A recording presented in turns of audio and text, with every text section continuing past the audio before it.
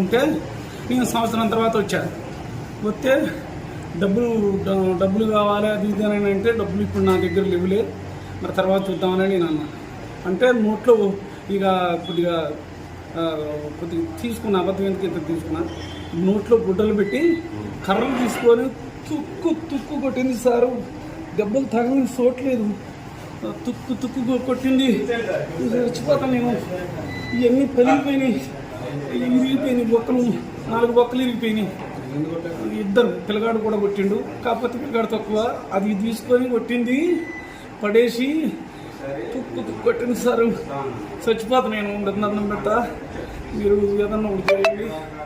ఈ దెబ్బలు ఇట్లా చిన్న చిన్న విషయాలకి గొడవ పెట్టుకొని ఇది దగ్గుతే నరం పెట్టేస్తుంది.